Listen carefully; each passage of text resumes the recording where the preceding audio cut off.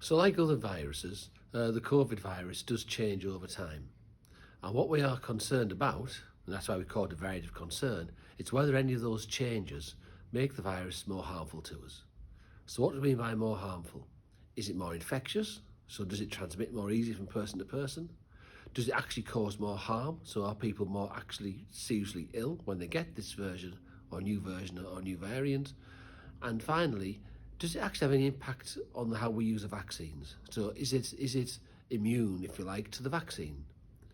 Now, so far what we found for this variant, the Indian variant, the one we call B1.617.2, is that on transmission, we think it's a little more transmissible. We don't yet know how much. There are different estimates of that.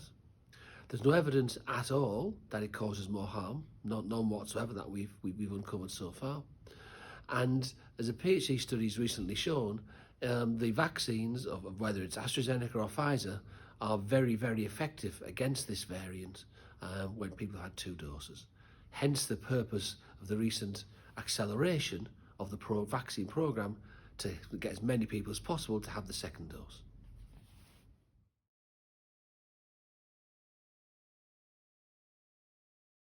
Dangerous.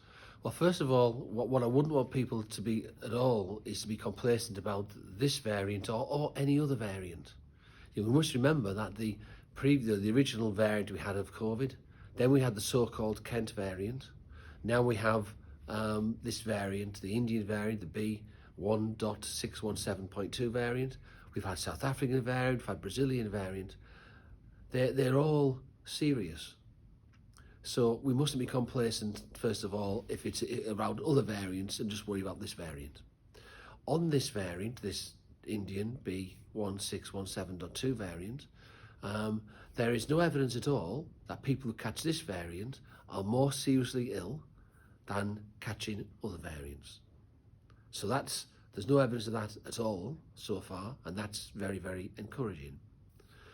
We also have very good evidence that with 2 doses of the vaccine, that is very effective to give people protection against the B1.617.2 variant, as it does against all the other variants so far.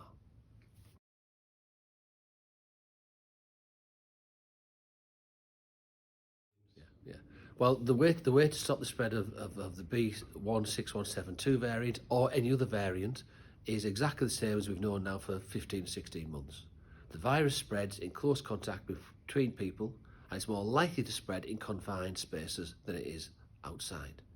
So, therefore, in order to protect ourselves, we should only be mixing still really in close proximity to people who are in our bubble. We should still be wearing face masks indoors in shops and on public transport as we're requested to do. We should still be very careful washing our hands all the time in terms of surfaces that we touch. So hands, face, space are all very important. And we should still remain vigilant and cautious. This virus has not gone away yet, but there is now enough reduction, if you like, of the amount of virus in the population for us to be able to do things more safely in careful circumstances. But we have to be careful still. We still have to be careful and to be cautious until we get the entire population vaccinated and we get the transmission rates and the infection rates at very, very, very low levels.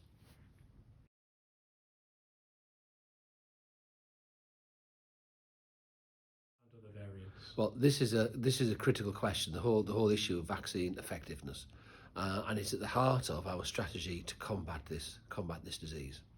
And thank goodness so far, all the evidence that we have, and we have real life data now on tens of millions of people. It's not just the original clinical trials and the lab studies, but the real world data is showing that the vaccine is effective against the current variant, which is floating around, the Indian variant, and all the other variants. And by effective, what I mean by that is it's having a massive reduction in the number of people who are dying due to COVID when they're infected. It's having a massive reduction on the number of people becoming seriously ill and going to hospital. And it is also reducing the ability of the virus to pass from one person to another. So in other words, people who are vaccinated with 2 doses are less likely to pass on to other people. It doesn't mean they can't pass it on to other people. It doesn't mean people can't get the the virus if they are double vaccinated. But what the evidence is showing us is that if that does happen, then the harm is very limited and that they are less likely to either be infected or to infect somebody else.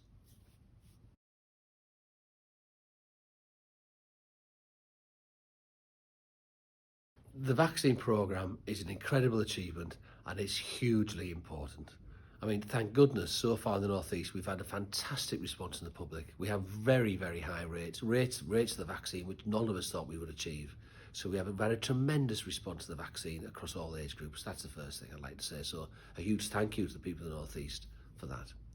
Secondly, we're also finding that the follow-up dose, the second dose people are getting, the take-up is still huge as well for that. Because there was a concern that people might have one dose and think, I don't need the second. Well, thank goodness people do understand the message. They're coming forward in their tens of thousands and hundreds of thousands for the second dose as well. And that's fantastic news as well. Because a vaccine does two things. It protects yourself, but it protects the rest of us. It protects the people you live with, your friends, the people you live with, your loved ones, and it protects society as a whole. So I would urge anybody who's not yet had the first dose of the vaccine, who is eligible, please to come forward to protect yourself and to protect society and protect your friends and loved ones. The vaccine is safe, it's effective, it does what it says on the tin. It stops people dying from COVID, and that is critical.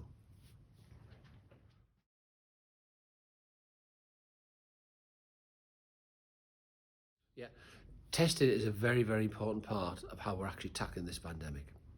So first of all, for people who have any of the symptoms, so that's a temperature, a loss of sense of taste or smell, or a continuous cough that develops, then you really should isolate and get a test. And the test you should get in those circumstances would be a PCR test, because they're the tests that are the ones that go to the specialist labs, if you like, and which are the most accurate. We also have available a huge supply of what's called lateral flow devices, so the more portable tests.